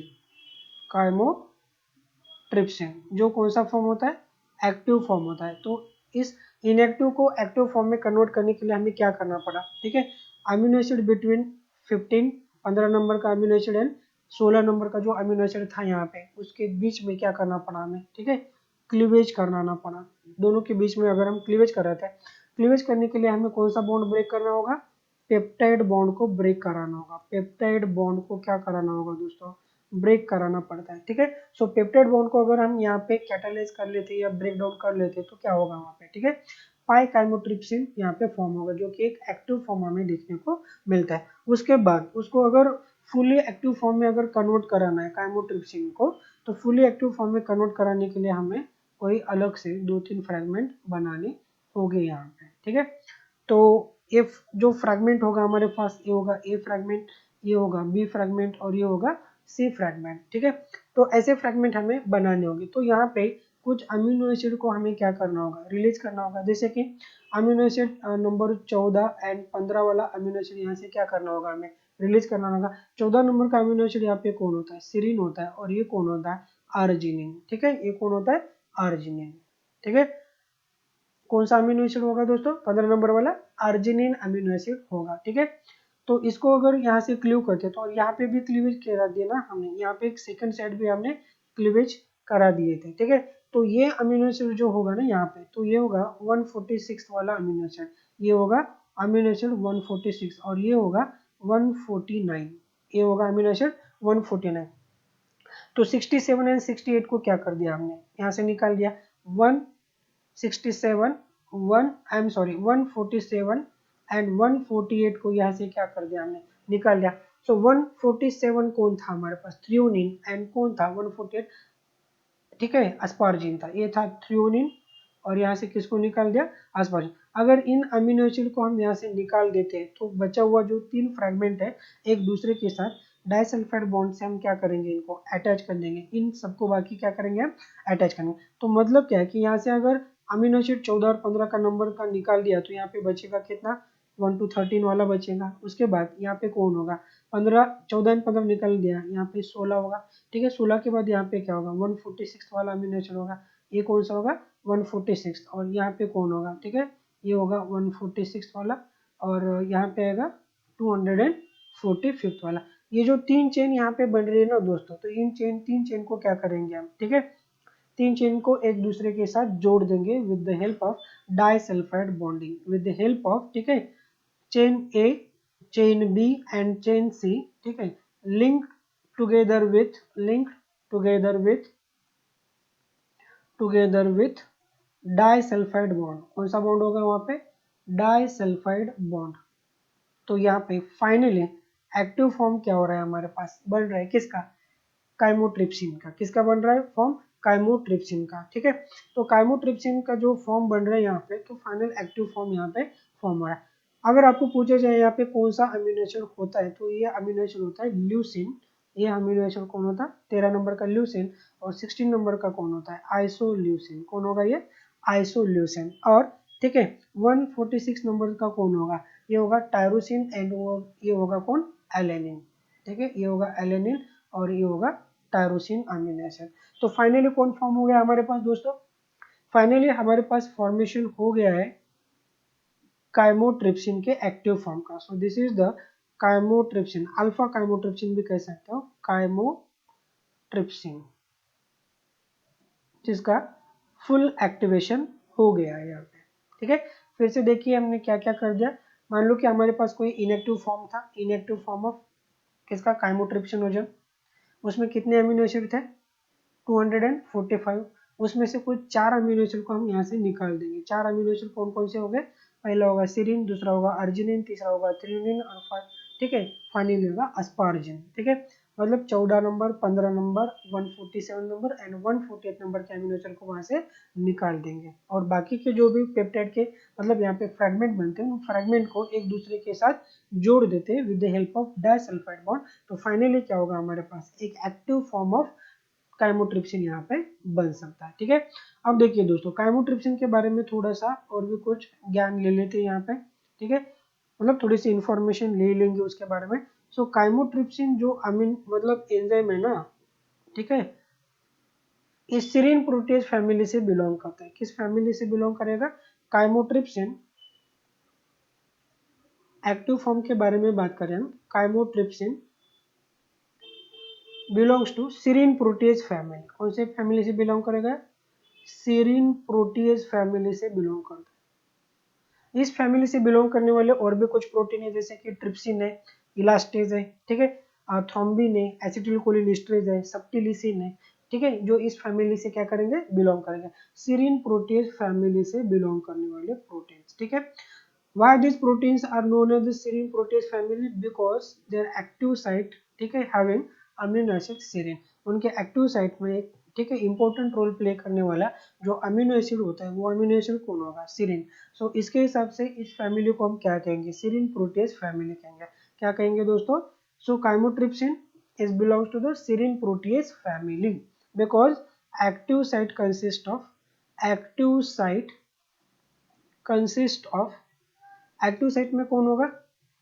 Enzyme, amino acid, serine होगा। Active site consist of amino acid serine. Amino acid यहाँ पे कौन होगा? सीरीन। जो आर साइड में ओएच ग्रुप कंटेनिंग होता है, hydroxyl group containing amino acid serine होगा वहां पे। ठीक है, ओके। तो इस फैमिली से बिलोंग करने वाले और भी कुछ एंजाइम्स होते हैं हमारे पास, जैसे कि ट्रिप्सिन। ट्रिप्सिन भी इसी फैमिली से बिलोंग करेगा। इलास्टेज, इसे सब्टिलिसिन इसी फैमिली से बिलोंग करेगा। एसिटिल कोलिनिस्ट्रेज इसी फैमिली से बिलोंग करेगा। ठीक है, थ्रोम्बिन, थ्रोम्बिन भी इसी फैमिली से बिलोंग करता है। थ्रोम्बिन भी इसी फैमिली से बिलोंग करेगा। So these are the enzymes which belongs to the, these are some example of enzymes which belongs to the serine protease family. किस फैमिली से बिलोंग करेंगे? सीरीन प्रोटीज फैमिली से ये बिलोंग करेंगे जनरली। ठीक है, अगर हम काइमोट्रिप्सिन के बारे में बात करते हैं, काइमोट्रिप्सिन, तो प्रोटीन में ये ब्रेकडाउन क्रिएट कराता है, पेप्टाइड बॉन्ड को ये क्ल्यू करेगा, पर कहाँ पे क्ल्यू करता है? सो काइमोट्रिप्सिन का एक्टिव साइट होता है या क्लीवेज साइट जो होता है ना, क्लीवेज साइट, तो होता है प्रोटीन के अंदर अमीनो एसिड, और जैसे कि एरोमेटिक अमीनो एसिड को क्ल्यू करेगा। Aromatic amino acid, aromatic amino acid अगर प्रोटीन में कहीं अगर आते हैं एरोमेटिक अमीनो एसिड्स, तो वहाँ पे कौन क्लेव करेगा? जैसे कि फिनिलैलेनिन, टायरोसिन एंड ट्रिप्टोफैन होगा या मिथ्यूनिन होगा वहाँ पे। ठीक है, कुछ बल्कि hydrophobic group containing amino acid को भी ये क्या करेगा? क्ल्यू करेगा। बट जनरली इसका जो क्लीवेज होता है ना, तो कहाँ पे क्ल्यू करता है? ये एरोमेटिक अमीनो एसिड्स को ये क्ल्यू करेगा, aromatic amino acid in the protein. जैसे कि मान लो कि किस एग्जाम्पल में, अगर मान लो कि ये प्रोटीन है और इस प्रोटीन के अंदर कुछ जगह पे कोई अमीनो एसिड आ रहे हैं हमारे पास, ठीक है, मान लो कि यहाँ पे कौन सा अमीनो एसिड है, फिनिल एलेनिन है। यहाँ पे मान लो कि टायरोसिन है, और यहाँ पे मान लो कि ट्रिप्टोफैन है। यहाँ से फिर से मानिए कि फिनिल एलेनिन है, ठीक है।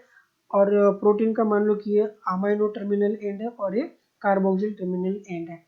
तो एरोमेटिक अमीनो एसिड को क्ल्यू करना किसका काम है, काइमोट्रिप्सिन का। तो काइमोट्रिप्सिन, ठीक है, प्रोटीन के कार्बोक्सिलिक एंड की ओर से क्या करेगा, इसको क्ल्यू करेगा, ठीक है।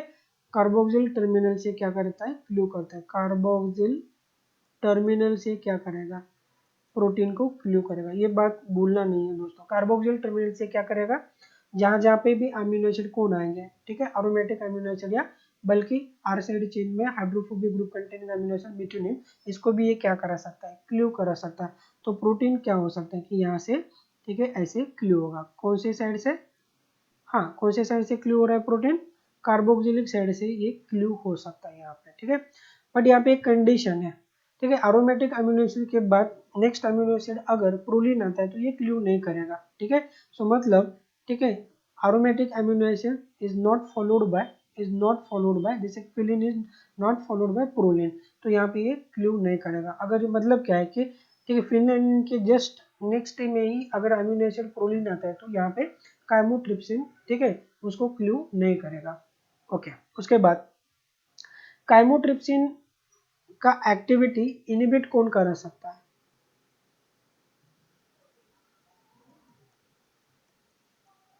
या सीरिन प्रोटीज फैमिली से बिलोंग करने वाले एंजाइम को कौन ब्लॉक कर सकता है, ठीक है। DIPF एक केमिकल जिसे हम इरिवर्सिबल इनिबिटर कहते हैं, इरिवर्सिबल इनिबिटर, इसके पहले की क्लास में हमने देख लिया है, ठीक है। DIPF, di isopropyl phosphofluoride, di isopropyl phosphofluoride, di isopropyl phosphofluoride एक इरिवर्सिबल इनिबिटर है। कौन है, इरिवर्सिबल इनिबिटर कौन है दोस्तों, एक इरिवर्सिबल इनिबिटर है जो किसे ब्लॉक करेगा, ये एंजाइम के सीरिन प्रोटीज एंजाइम जो होते हैं ना, उनकी एक्टिव साइट के ऊपर सीरिन को जाके बाइंड करेगी, उसकी एक्टिविटी परमानेंटली इनिबिट करा सकता है। परमानेंटली उसकी एक्टिविटी को क्या कराएगा, ये इनिबिट करा सकता है, जिसका नाम क्या है, DIPF, DIPF, ठीक है। तो ये हो गया किसके बारे में, काइमोट्रिप्सिन। काइमोट्रिप्सिन के बारे में और एक कॉन्सेप्ट है जिसे हम कैटालिटिक ट्रायड कहेंगे, कैटालिटिक ट्रायड, एक कॉन्सेप्ट जिसका नाम है कैटालिटिक ट्रायड। इसका मतलब है कि कैटालिटिक ट्रायड में हम क्या बात करेंगे कि amino acid, sorry, enzyme chymotrypsin कि उसके एक्टिव साइट में तीन इंपॉर्टेंट अमीनो एसिड होते हैं। एक तो हमने बोल दिया था पहले सीरिन, दूसरा एक अमीनो एसिड होगा और एक तीसरा अमीनो एसिड भी हो सकता है, ठीक है। एक होगा हिस्टिडीन और दूसरा होगा अस्पार्टिक एसिड, ठीक है। ये तीन अमीनो एसिड मिला के एक्टिव साइट को, ठीक है, मतलब बनाते हैं, यहाँ पे एक्टिविटी कैटालिटिक सेंटर को फॉर्म करते हैं। सो इसीलिए तीन अमीनो एसिड के इन्वॉल्वमेंट की वजह से हम इसे क्या कहेंगे, कैटालिटिक ट्रायड कहेंगे। So catalytic triad involves 3 amino acid, ठीक है, 3 अमीनो एसिड वहाँ पे इन्वॉल्व होते हैं। जैसे कि मान लो कि फर्स्ट अमीनो एसिड जो होगा हमारे पास यहाँ पे, ये दूसरा होगा और ये तीसरा अमीनो एसिड होगा, ठीक है। सेंटर में हम किसको निकालेंगे, हिस्टिडीन, जो कितने नंबर पे आएगा, 57 नंबर पे आता है हिस्टिडीन 57। मान लो कि ये सीरीन है, सीरीन, ठीक है, हमें पता है कि 195 पोजीशन पे आएगा, 195 पोजीशन। और ये होगा अस्पार्टिक एसिड, इसका नंबर क्या आएगा, 102 पोजीशन पे आएगा, 102 पोजीशन पे आएगा, ठीक है। तो ये तीन अमीनो एसिड मिलके क्या करेंगे, एक्टिव साइट का एक पर्टिकुलर स्ट्रक्चर फॉर्म करेंगे कैटालिटिक प्रोसीजर के लिए, कैटालाइसिस के लिए। So this is known as a catalytic triad, इसे हम क्या कहेंगे, कैटालिटिक ट्रायड। कभी कभी ये सवाल भी पूछा जा सकता है दोस्तों, which of the following amino acid is not a part of chymotrypsin catalytic triad.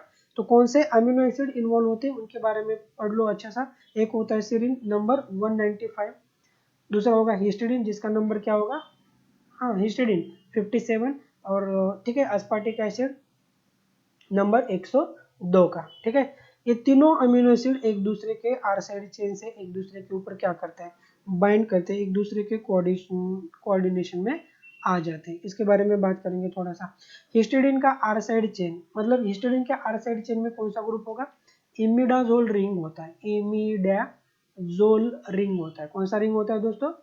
Imidazole ring होता है। ये इमिडाजोल रिंग से एक साइड से किसको अटैच करेंगे? हाइड्रोक्सिल ग्रुप ऑफ सीरीन, और यहाँ पे क्या होगा? C double bond O, O dash होना चाहिए, इसके साथ ये अटैच कर दो। मान लो कि जैसे कि ये, ठीक है,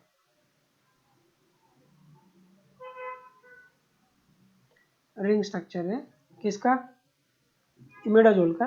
तो यहाँ पे हाइड्रोजन बॉन्ड फॉर्म हो सकता है इनके बीच में, और यहाँ पे भी एक हाइड्रोजन बॉन्ड फॉर्म हो सकता है किनके बीच में? सीरीन एंड, सीरीन एंड किसके बीच में? हिस्टिडीन के बीच में। सीरीन एंड हिस्टिडीन के बीच में, इनके बीच में भी ये क्या हो सकता है? एक हाइड्रोजन बॉन्ड फॉर्म होता है। मतलब ये कौन सा रिंग है? Imidazole ring. इमिडाजोल रिंग कहाँ पे प्रेजेंट होता है? आर साइड चेन में प्रेजेंट होता है। कहाँ पे प्रेजेंट होता है ये? R side chain of histidine. देखिए यहाँ पे एक पर्टिकुलर सा स्ट्रक्चर फॉर्म हो रहा है, this structure is known as a catalytic triad, जिसमें 3 अमीनो एसिड का इन्वॉल्वमेंट हो रहा है दोस्तों। कितने अमीनो एसिड का? 3 अमीनो एसिड, एक सीरीन, दूसरा हिस्टिडीन, और तीसरा अमीनो एसिड कौन होगा? अस्पार्टिक एसिड। तीसरा अमीनो एसिड कौन है दोस्तों? अस्पार्टिक एसिड है, ठीक है। और एक इम्पोर्टेंट बात कि काइमोट्रिप्सिन एंजाइम को एक्टिविटी करने के लिए एक मेटल एंड कैटायन की जरूरत होती है। उस मेटल एंड कैटायन का नाम है मैग्नीशियम। एक divalent cation, metal and cation required होता है, मैग्नीशियम। सो मैग्नीशियम के बिना काम नहीं करेगा। सो मैग्नीशियम एक्ट एज अ को फैक्टर, ठीक है। को फैक्टर यहाँ पे कौन काम कर रहा है दोस्तों? मैग्नीशियम। सो इसके एक्टिविटी के लिए मैग्नीशियम की इसको जरूरत होती है दोस्तों। सो ये हो गया किसके बारे में? काइमोट्रिप्सिन के बारे में थोड़ा सा इंफॉर्मेशन। चलिए अब बात करते हैं राइबोजाइम के बारे में। किसके बारे में बात करेंगे? आज का फाइनल टॉपिक होगा हमारा राइबोजाइम्स। थोड़ा सा ध्यान से सुनना दोस्तों, राइबोजाइम्स के बारे में। राइबोजाइम्स इंपॉर्टेंट पॉइंट है, राइबोजाइम्स, ठीक है, उसके बारे में बात करेंगे। So ribozymes this are the RNA enzymes, जिसे हम क्या कहेंगे? आरएनए एंजाइम्स, ठीक है। आरएनए में एक प्रॉपर्टी है, एंजाइमेटिक एक्टिविटी शो करता है। RNA shows the catalytic activity. When RNA shows, ribonucleic acid shows the catalytic activity, that is known as a ribosome, ठीक है, राइबोजाइम्स, ठीक है, that is known as a ribosome। Catalytic activity ये show कर सकता है, कौन? Ribozyme. So the term ribozyme is given by Kelly Kruger. The term ribozyme, इस टर्म को किसने दिया है? अगर ऐसा पूछा जाए तो साइंटिस्ट का नाम क्या है? केली क्रूगर। केली क्रूगर, इसको याद रखिए। केली Kruger gives the term ribozyme. उसके बाद राइबोजाइम के बारे में कुछ और बातें, ठीक है। सो दो तीन साइंटिस्ट सामने है, उन्हें क्या कहा? जैसे कि साइंटिस्ट कार्ल वुड्स, दूसरा Francis Crick,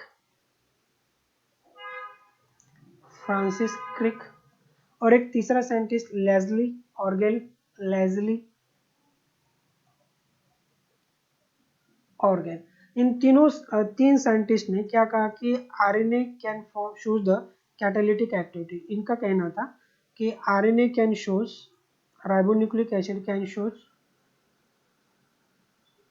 catalytic activity, catalytic activity, इनका मत कहना था।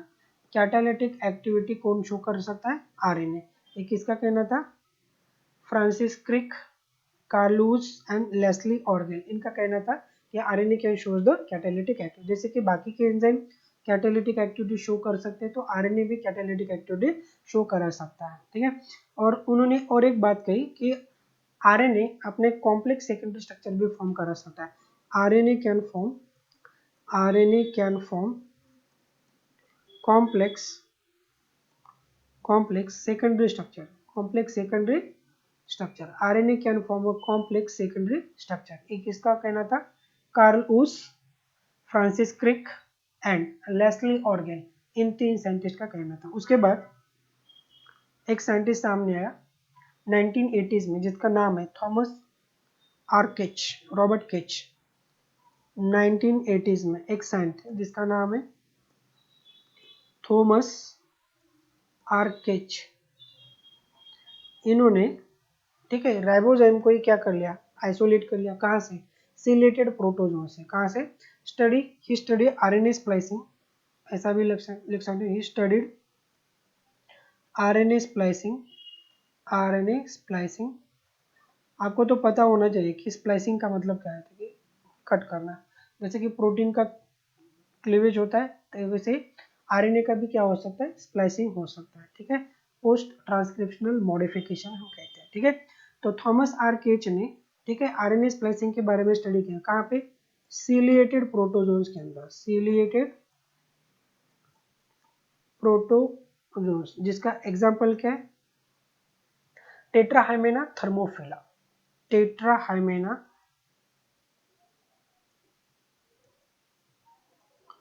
थर्मोफिला, जीनस टेट्राहाइमेना, स्पेसिस थर्मोफिला।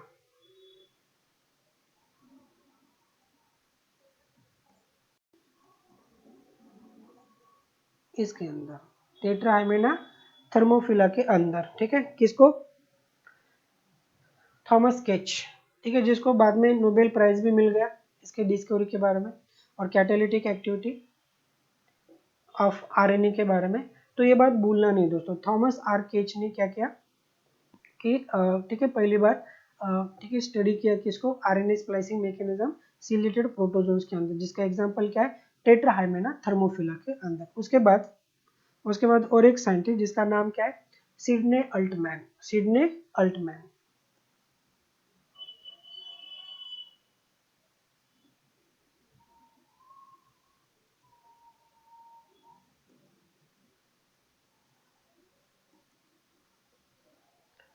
ठीक है, इसने एक राइबोसोम के बारे में, कहा, जिसका नाम है आरएनएसपी।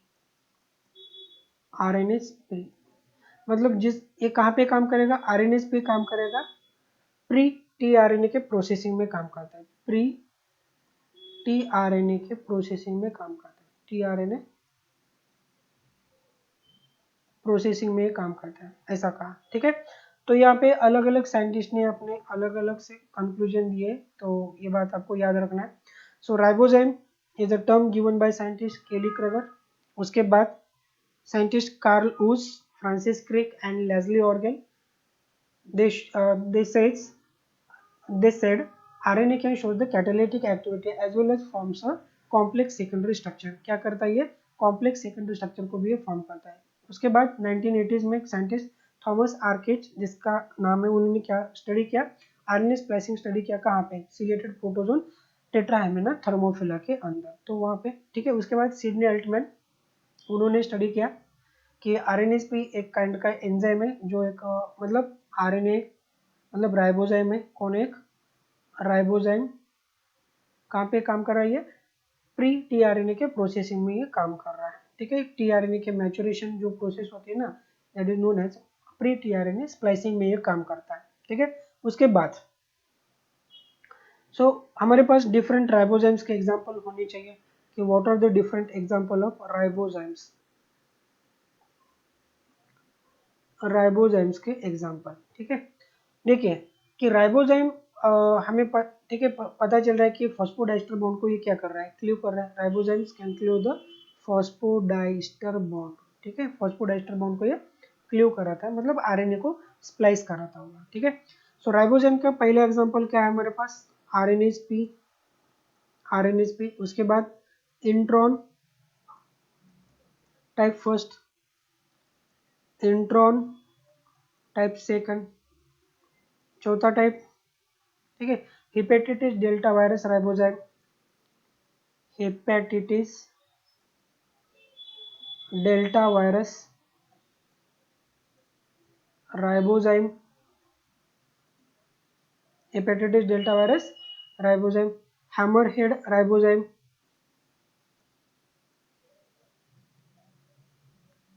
Hammerhead ribozyme. और एक एग्जांपल है, ठीक है, Tetrahymena ribozyme. Tetrahymena ribozyme. Tetrahymena ribozyme.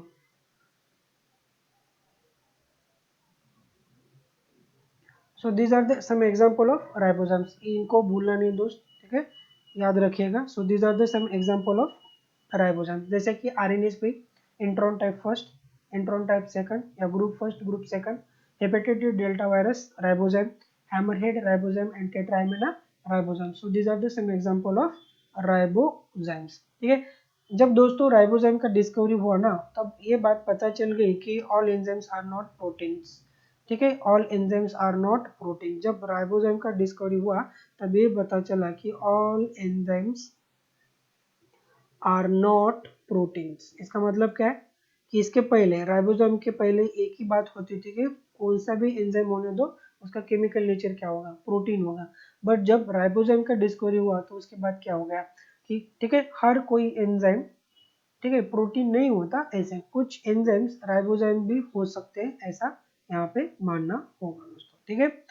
तो राइबोसोम के कुछ एग्जांपल हम बात, मतलब फंक्शन के बारे में अगर बात करते हैं, फंक्शंस, ठीक है, राइबोसोम के फंक्शंस के अगर बारे में हम बात करते हैं, तो पहला फंक्शन ये, ठीक है, पेप्टिडाइल ट्रांसफरेज एक्टिविटी में भी काम करता है। कहाँ पे काम करेगा, प्रोटीन फॉर्मेशन के दौरान पेप्टिडाइल ट्रांसफरेज एक्टिविटी में काम करता है, पेप्टिडाइल ट्रांसफरेज एक्टिविटी में काम करता है। मतलब हमें पता है कि अमीनो एसिड को एक, ठीक है, आरएनए से उठा के दूसरे आरएनए के ऊपर क्या होता है, रखना होता है। That is about the peptidyl transferase activity is done by ribosome as well as, ठीक है। प्रोसेसिंग तो हमने देखी है, प्रोटियोलाइटिक क्लीवेज या splicing, I am sorry, proteolytic नहीं, आरएनए स्प्लाइसिंग, और एक कहाँ पे काम करेगा, आरएनए स्प्लाइसिंग के अंदर काम करता है, ठीक है दोस्तों। तो पेप्टिडाइल ट्रांसफरेज एक्टिविटी क्या होती है, ये मॉलिक्यूलर बायोलॉजी में पढ़ लेंगे बहुत डिटेल से। अगर आपको चाहिए थोड़ा सा इन्फॉर्मेशन तो दे ही देंगे यहाँ पे। मान लो कि हमारे पास कौन है, 5 prime to 3 prime messenger RNA, ठीक है। ड्यूरिंग द ट्रांसलेशन प्रोसेस यहाँ पे कौन आके बाइंड करता है, subunit, larger subunit मानिएगा और स्मॉलर सब यूनिट ऑफ राइबोसोम मानिएगा, ठीक है। यहाँ पे 3 साइट होती है, ए साइट, पी साइट और ई साइट होते हैं। मान लो कि पी साइट के ऊपर हमारे पास कोई एक टी आरएनए, मान लो कि पी साइट के ऊपर कौन है, टी आरएनए बाइंडेड है, और उस टी आरएनए को कौन बाइंडेड है, ठीक है, उस टी आरएनए को बाइंडेड कौन है, उसके, हाँ, हम, ठीक है, एक्सेप्टर आर्म के ऊपर कोई एक अमीनो एसिड बाइंड है यहाँ पे, मान लो कि फर्स्ट अमीनो एसिड है, और सेकंड अमीनो एसिड कहाँ पे बाइंड होगा, इस साइड के ऊपर बाइंड होगा। सेकंड अमीनो एसिड कहाँ पे बाइंड होगा दोस्तों, इस साइड के ऊपर बाइंड होगा, और उसके ऊपर भी कौन है, अमीनो एसिड सेकंड है, ठीक है। तो यहाँ पे क्या होता है कि, ठीक है, इस अमीनो एसिड को कट करके इस अमीनो एसिड के ऊपर क्या कर दिया जाता है, बिठा दिया जाता है, ठीक है। So this activity is known as peptidyl transferase activity during the protein synthesis. During कहाँ पे मिलेगा हमें ये, protein synthesis, during protein synthesis, ठीक है दोस्तों। तो ये पूरे के पूरे बातें हो गई आज के टॉपिक के बारे में। तो ध्यान से पढ़ लीजिएगा, इस टॉपिक को समझ लीजिएगा, ठीक है। और यहाँ पे हो सकता है कि इस वीडियो को हम यहाँ पे स्टॉप कर देते हैं। तो अगर आपको वीडियो पसंद आता है तो लाइक कीजिएगा, दोस्तों के साथ शेयर कीजिएगा, और तीसरी बात इम्पोर्टेंट है, अगर पहली बार चैनल को देख रहे हो तो चैनल को सब्सक्राइब कर दीजिएगा दोस्तों। इसी के साथ जय हिंद।